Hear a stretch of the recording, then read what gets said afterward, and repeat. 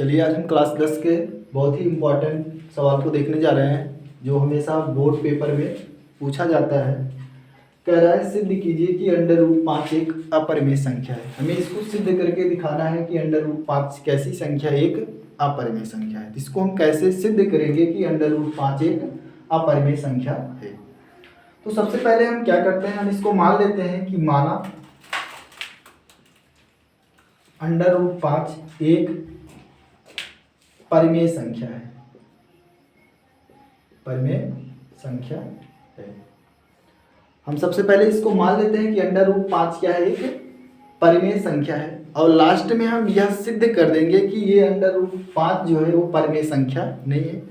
जब परिमेय संख्या नहीं होगा तो कैसी संख्या होगी आपकी, अपरिमेय संख्या होगी। ठीक है, तो जैसे हमने माना √5 एक परिमेय संख्या है, तो अगर √5 को हमने परिमेय संख्या मान लिया है तो परिमेय संख्या को हम a/b के रूप में लिख सकते हैं। मतलब हम √5 को a/b के रूप में लिख सकते हैं। और ये जो आपका a और b है, जो a और b है, आप लिख सकते हैं जहां a और b एक सहअभाज्य संख्या है, सहअभाज्य संख्या है, और b का मान जो होगा वो 0 के बराबर नहीं होगा। हमने मान लिया a और b क्या है, एक सहअभाज्य संख्या है। अब यहाँ बात पड़ती है कि सहअभाज्य संख्या क्या होती है। तो सहअभाज्य संख्या हमारी वे संख्याएं होती हैं जिनमें एक के सिवा कोई दूसरा गुणनखंड शामिल ना हो। ऐसी संख्या हमारी क्या कहलाती है, सहअभाज्य संख्या कहलाती है। जैसे अगर हम बात करें 2, 3, तो 2 और 3 कैसी संख्या होगी, हमारी सहअभाज्य संख्या होगी, क्योंकि 2 और 3 में केवल एक के अलावा और ऐसी कोई भी संख्या नहीं है जो इन दोनों में शामिल हो। जैसे 2 को हम लिख सकते हैं 2 × 1, 3 को हम लिख सकते हैं 3 × 1, तो इसमें एक शामिल है, इसमें भी एक शामिल है। तो मतलब इन दोनों में एक शामिल है, मतलब एक के अलावा और कोई संख्या शामिल नहीं होनी चाहिए। ऐसी संख्या हमारी क्या कहलाती है, सहअभाज्य संख्या कहलाती है।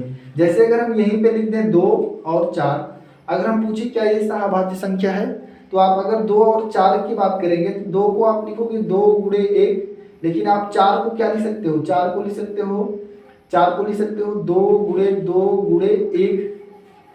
तो देखिए इसमें एक तो शामिल है, लेकिन एक के साथ साथ क्या हो जा रहा है, 2 भी शामिल हो जा रहा है, 2 भी क्या हो जा रहा है, शामिल हो जा रहा है। मतलब 2 और 4 हमारी सहअभाज्य संख्याएं नहीं होंगी। सहअभाज्य संख्याएं हमारी वही संख्याएं होंगी जिन दोनों संख्याओं में एक के अलावा और कोई दूसरी संख्या शामिल ना हो, जिनका गुणनखंड केवल एक ही शामिल हो और एक के अलावा और कोई संख्या उसमें शामिल ना हो। ऐसी संख्या हमारी क्या कहलाती है, सहअभाज्य संख्या कहलाती है। अब जैसे अगर हम 5 और 7 की बात करेंगे तो 5 का गुणनखंड अगर हम करेंगे तो 5 × 1 करेंगे, 7 का करेंगे तो क्या करेंगे, 7 × 1 करेंगे। इन दोनों में केवल हमारा एक ही उभयनिष्ठ है, एक के अलावा और कोई भी संख्या उभयनिष्ठ नहीं है। तो ये हमारा क्या हो जाएगा, 5 और 7 हमारा क्या कहलाएगा, सहअभाज्य संख्या कहलाएगा। अगर हम इसी तरह बात करें 3 और 6, अगर हम 3 और 6 में बात करें, 3 और 6 क्या हमारा सहअभाज्य संख्या है, तो आप 3 को लिखेंगे 3 × 1, और 6 को आप लिख सकते हो 3 × 2 × 1। देखो इसमें एक भी शामिल है और एक के साथ साथ क्या शामिल हो गया, 3 भी शामिल हो गया। तो इसमें देखिए 3 भी शामिल हो गया, इसलिए 3 और 6 हमारा क्या होगा, सहअभाज्य संख्या नहीं होगा। अब बात हम करते हैं, इस तरह हम कह सकते हैं कि ऐसी संख्याएं जिनमें एक के अलावा और कोई भी दूसरी संख्या शामिल ना हो, ऐसी संख्या हमारी क्या कहलाती है, सहअभाज्य संख्या कहलाती है। मतलब a और b में केवल एक ही है, a और b में केवल एक ही संख्या है जो शामिल है, उसके अलावा और कोई दूसरी संख्या इसमें शामिल नहीं है। तो a और b हमारा क्या हो जाएगा, एक सहअभाज्य संख्या, इसको हम मानकर चले हैं। और लास्ट में हम यह सिद्ध कर देंगे कि a और b में एक के अलावा कोई और भी संख्या उभयनिष्ठ है। a और b में क्या है, एक के अलावा कोई और भी संख्या उभयनिष्ठ है। तो मतलब हम जो माने हैं वो हमारा क्या हो जाएगा, गलत हो जाएगा। मतलब जो पहले वाला था वही हमारा क्या हो जाएगा, सही हो जाएगा। अब हमने यहाँ पे माना है a और b हमारी क्या है, एक सहअभाज्य संख्या है।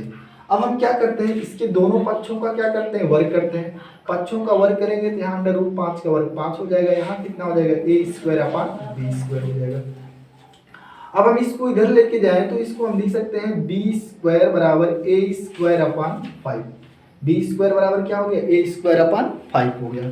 अब हम यहाँ पे देखेंगे ए स्क्वायर बाई 5 यहाँ पे मिला है, इसका मतलब यह होता है 5 ए स्क्वायर को क्या कर रहा है, विभाजित कर रहा है। 5 ए स्क्वायर को क्या करता है, विभाजित करता है। अगर 5 ए स्क्वायर को विभाजित करता है तो 5 ए को भी विभाजित करेगा। जैसे थोड़ी देर के लिए अगर हम आपसे बोल दें कि अगर हम यहाँ पे बोल दें 4 स्क्वायर, देखो ये 4 स्क्वायर को विभाजित करता है, 4 स्क्वायर को विभाजित करता है तो 4 को भी विभाजित करेगा। अगर इसी तरह हम यहाँ पे लिख दें 9 का स्क्वायर बाई 9, अगर 9 स्क्वायर को विभाजित करता है तो 9 स्क्वायर को विभाजित करता है तो 9 को भी विभाजित करेगा। अब उसी तरह यहाँ पे हम देखेंगे, यहाँ पे अगर हम लिखें ए स्क्वायर को 5 क्या कर रहा है, विभाजित कर रहा है, विभाजित करता है। अगर ए स्क्वायर को 5 विभाजित करता है तो ए को भी 5 विभाजित करेगा, ए को भी 5 विभाजित करेगा। मतलब अगर 5 ए स्क्वायर को विभाजित कर रहा है तो 5 ए को भी क्या करेगा, विभाजित करेगा। ए स्क्वायर को 5 विभाजित कर रहा है तो ए को 5 भी क्या करेगा, विभाजित करेगा। अगर देखो ए को 5 विभाजित कर रहा है तो मतलब ए में 5 उपस्थित है। कोई संख्या किसी संख्या को विभाजित तभी करता है जब वो संख्या उसमें उपस्थित होता है। अब जैसे देखो, जैसे अगर हम बोल दें कि 25 को विभाजित कर देगा तो मतलब 25 में 5 है, 25 में 5 है, 25 में 5 है तभी ये 5 25 को विभाजित करता है। अगर 25 में 5 नहीं होता तो इसको ये विभाजित नहीं करता। अगर हम यहाँ पे लिख दें 20 और यहाँ 4 लिख दें तो हम बोलेंगे अगर 20 को विभाजित कर रहा है तो मतलब 20 में 4 है। जैसे 25 में 5 है कि नहीं है, 5 गुणे 5 कर सकते हैं तो 25 में 5 है। तो 20 में अगर हम बात करेंगे तो 20 में 5 गुणे 4 बटे 4 करेंगे तो मतलब अगर 4 20 को विभाजित कर रहा है तो मतलब 20 में 4 है तभी तो उसको विभाजित कर रहा है। इसी तरह ये कर रहा है ए क्या कर रहा है, ए को 5 विभाजित करता है। ए को क्या कर रहा है, ए 5 को विभाजित कर रहा है। तो अगर ए 5 को विभाजित कर रहा है तो मतलब ए में 5 है। और हमने यहाँ पे क्या कहा था कि ए और बी में केवल एक के सिवा और कोई भी संख्या नहीं होना चाहिए। तो यहाँ पे हमने देख लिया ए में तो 5 है, तो मतलब ए 5 को विभाजित कर रहा है।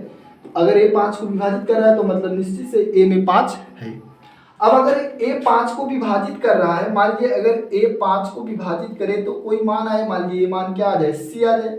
इसको हम समीकरण 1 बना लेते हैं। अगर ए 5 को विभाजित कर रहा है तो इसका मान मान लीजिए कितना आ जाता है, सी कोई पूर्णांक संख्या, तो हम यहाँ पे लिख सकते हैं ए बराबर कितना 5c।